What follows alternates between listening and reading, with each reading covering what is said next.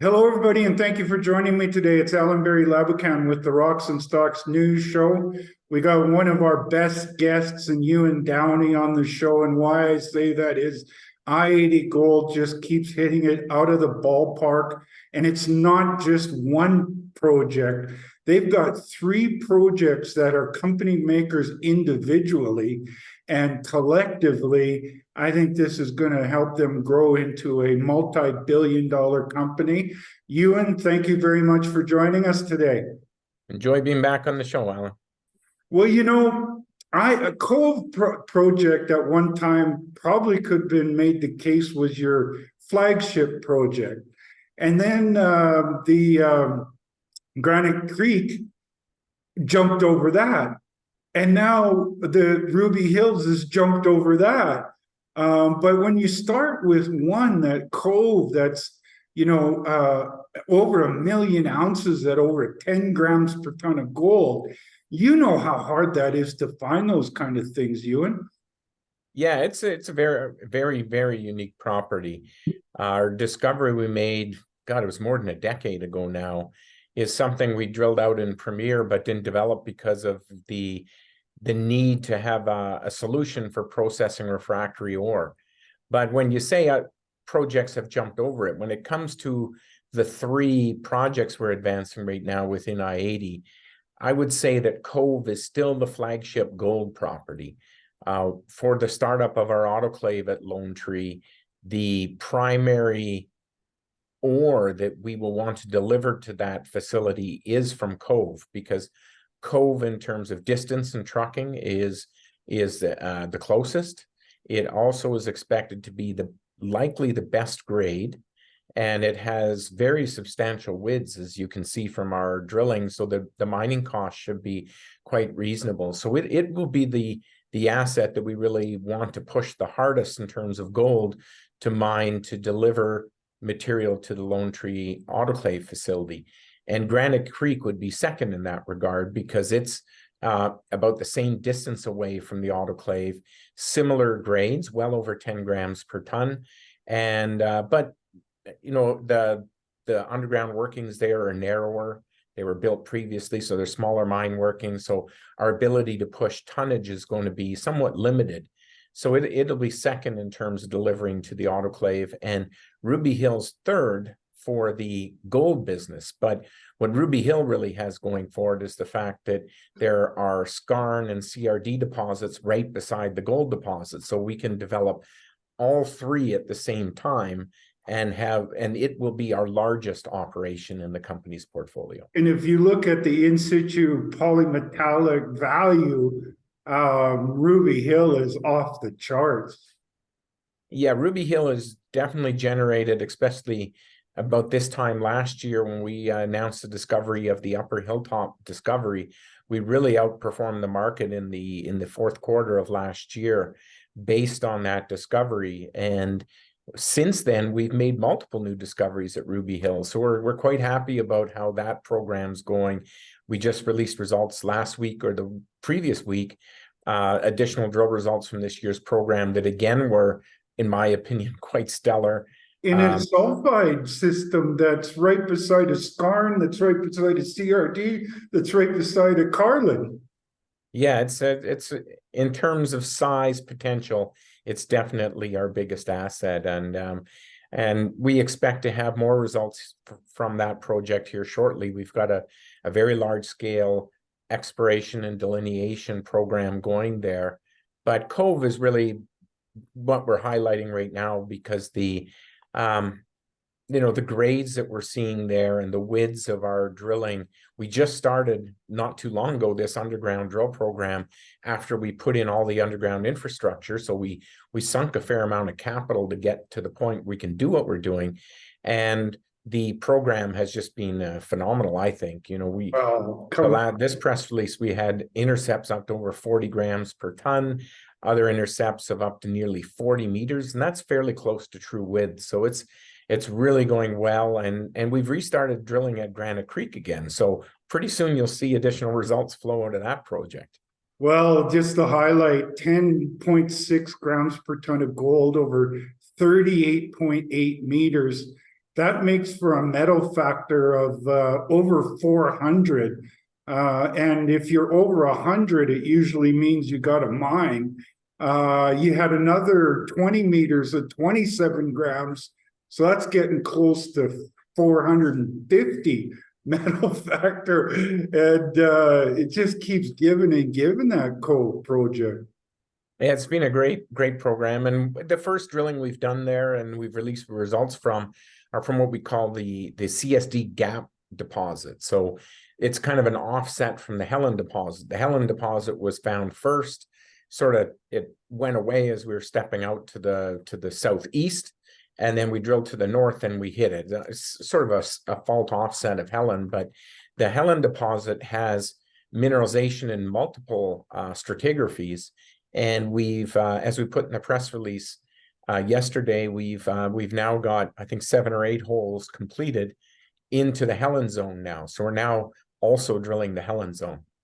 And you and I are of the camp that we like to watch the continuity. A lot of people talk about grade being king. We know that in a mining operation, it's really continuity that's the king or queen, one of those two. And you had a great map in your presentation that shows the cross sections and the cross section. And wow, that's some spectacular continuity. Yeah, and if you look at our press releases, frequently, I think we've talked about this in the past, you see companies in their tables have like hole 10, hole 18, hole 23, hole 33, and they skip a bunch. So you can just assume that they had a lot of misses. But what we try to do as a company is every press release contains every hole. If we didn't hit something, it's NSV, no significant intercept. And so we do publish every single hole that we drill. And as you can see from our press releases from all properties, it's almost every single hole has grade in it. I wouldn't say every hole, but pretty close to every hole has grade. And that's something that I think, as you said, you and I look for when we talk, because we both play other stocks, but we both we both see that as a key ingredient to knowing if somebody's onto a good project, and we're definitely seeing that. And right now, the narrower intercepts you see in this press release, which were often extremely high grade, and we had one hole, I believe, that had no significant intercept. But as we're drilling out the deposit from underground for mining purposes, we're also trying to find the limits of it. So you drill until you miss, and then, okay, it's cut off over here. And then you go to the next section and you drill until you miss. So we're hoping to never miss, but ultimately the deposit will get cut off at some point. And as we move out to, it's a flat line deposit, we move out both north and south in the drill program. Eventually we I guess, hope to or expect to hit nothing. And then it's like, okay, there's the limits of what we're going to mine here. And yeah, so that's what the program is designed to do, that we're doing from underground. The first phase, we're still waiting on quite a few assays from the first 2 bays at the CSD gaps. And if there is areas where there's grade still and it's open, we'll go back and drill until we miss. So that's what we'll be doing here for the balance of this year and probably all of 24 at Cove. And at the end of that, we expect to have a ready to go, very high grade gold mine in downtown Nevada. So there's no better place to be developing an ore body, in my opinion. Well, a long time ago, I got some great advice from a geologist, and he always told me, watch where the gold distribution is in a drill hole. And what I see is you represent that with certain discs, red discs and purple discs. And it's the size of those discs and how they're distributed in the drill hole and how they tie together that, to me, is pretty remarkable. Yeah, Cove is really a very continuous, it's very continuous grade when you're in the horizon. As you move away from the anticline, you start to lose grade as you move away from the crest of the anticline. But drilling through the core part of the anticline here, we see big widths, great continuity. You know, when you see a 20-gram intercept, probably every interval in there was 10 grams or better. So like you said, the continuity here of mineralization in the hole and hole to hole has been very good. And I wouldn't say it's been a big surprise to us how good, but it's definitely been not one of those definition drill programs that you kick out and say, it's, you know, wish it could have been a bit better. It's one that we're definitely going, wow, look at that hole. And so that's when you're even surprising the principals of the company, I think that's something. Well, especially when you look at yourself, you've been in this business for a long time. You had Wolfden, the first iteration that was bought out. Then you had Premier Gold that was bought out. Now you've got i-80 Gold. You've been doing this for a long time. And, you know, if it impresses you, I know because we've talked about a lot of projects we look at for investment purposes. And, you know, this one pretty stacks up there pretty nicely. Yeah, I agree. The three projects that we've assembled here, I believe in my career is the best opportunity I've had to develop something very significant. It'll be, in my opinion, a generational mining company. And so we're building that out. As we talked before we started this interview, you know, you look at our stock performance the last little bit, and it's like kind of head scratching. Like we keep hitting and hitting, and it's continuous hitting. It's not one hot hole and the rest of them are one little sliver of a hole. Yeah. Thick sections of high grade.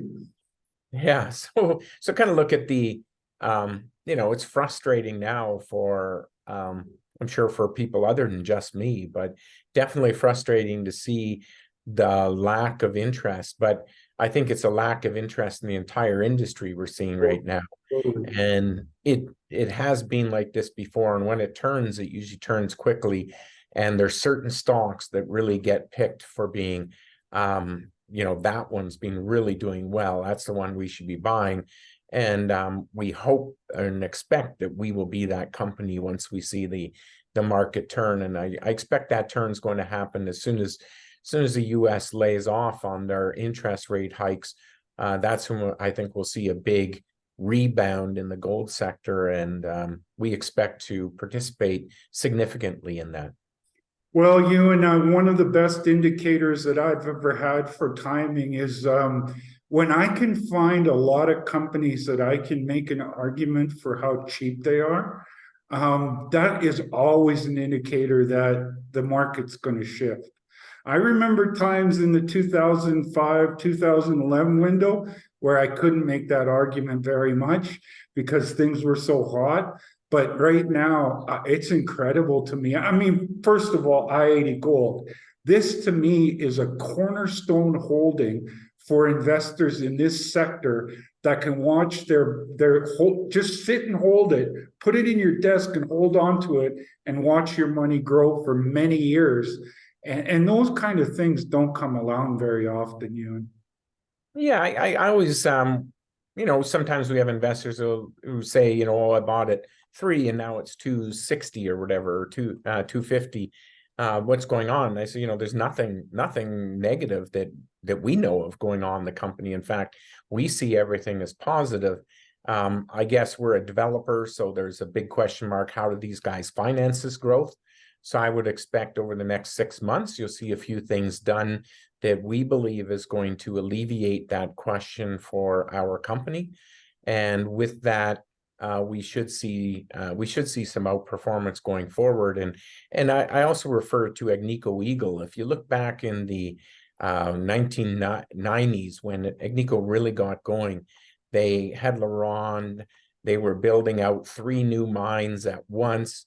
Their stock price was $3.50 then, $3.50, and we were $3.50, you know, earlier in 2023, and especially in late 22. So, you know, we view ourselves as sort of an Agnico back in those days. We're building the mines now, and we expect when we come out of this, we're going to be one of the major. And Agnico then went like this for years.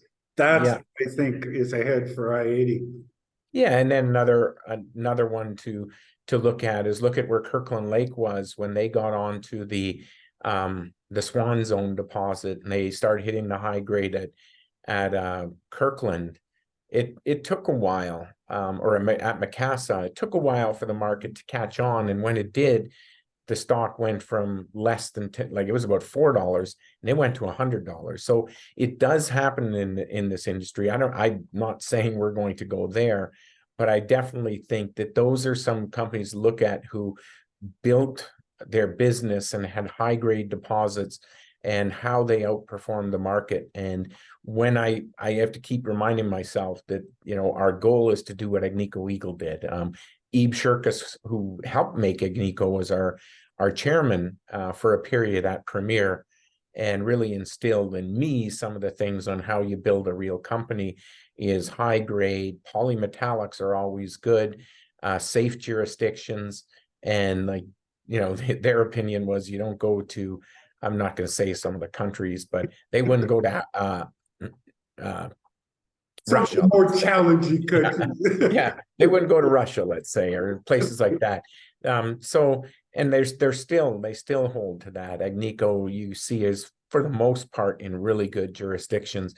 And so if you look at I-80, we're in Nevada, which is currently ranked #1 by the Fraser Institute in the world for mining. We think it's a tremendous place to work, good government support, good community support, very good mining regulations that support the growth of the mining industry.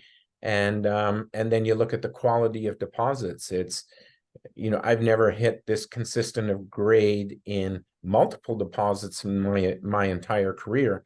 And I think I'm in the second half of my career, not the I first. don't even think I've seen a company do that, you and I have 3 projects. Yeah, it's been fun. I really enjoy, you know, every day we get updates on what the geologists see in Core, what we call our daily quick logs. And that's a pretty exciting part of the day because I get 3 of them a day and get to say, okay, what did we hit today at Cove? What did we hit today? Yeah, you're an exploration junkie at heart, you Yeah, I am. So just before you go, you've got a bunch of conferences or some stuff you're going on to market the company. Maybe that will help as well, because it sure did last year at this time. Yeah, well, next week, starting Tuesday, is the Beaver Creek Conference. And in my view, the Beaver Creek and the BMO conference in February are the best attended conferences now for mining companies. Our schedule from Tuesday to Friday next week it's overstacked, if I might say so. We have such a big schedule. It'll be a good opportunity to meet with a lot of current shareholders and people likely on the fence and probably new investors. And it's typically been a very good conference for our company. We typically have some news waiting to put out at that conference, so something extra to talk about.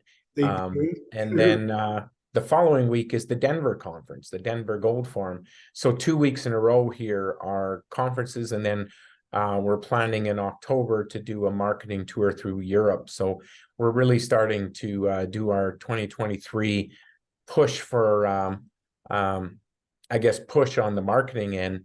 And it comes, you know, we've been drilling all year. And as you know, from drill programs and labs these days, sometimes it takes up to 3 months from when you submit your sample to getting the assays. They're that backed up.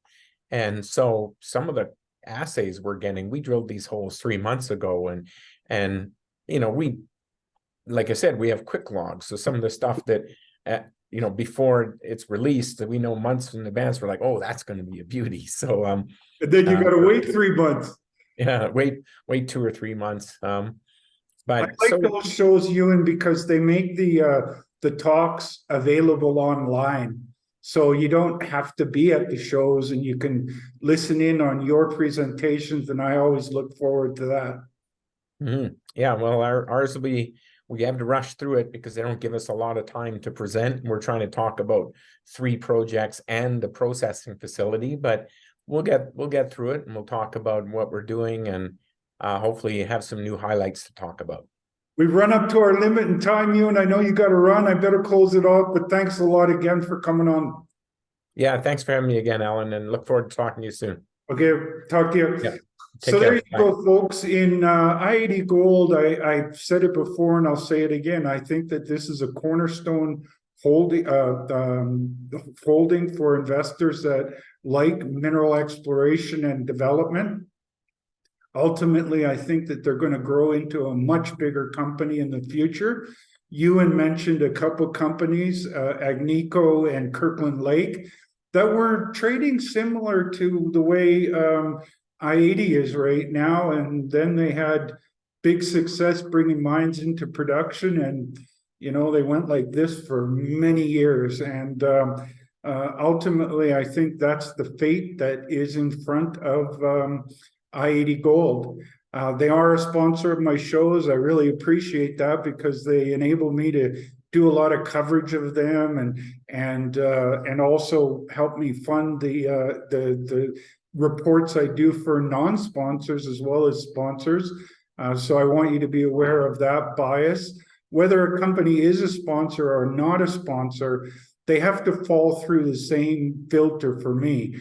If they don't, then they don't become a pick and they don't become a sponsor. And so I'm like anybody else. I'm biased. When I put out my commentary, I'm like everybody else that has an opinion and presents that to the public. You want to be right. I want to be right, and I base my commentary on my 30 years of experience in this industry. But I'm just sort of someone that helps you to do your homework with my interviews and my shows. But it's on you to talk to your investment advisors to decide about your risk profile. And then ultimately, I think it's important to continue that research and homework beyond the interviews and go to their websites, check out their corporate presentations. These companies that I follow do very good jobs of telling their stories in news releases and corporate presentations. So do that homework, have a great day, and we will talk to you soon.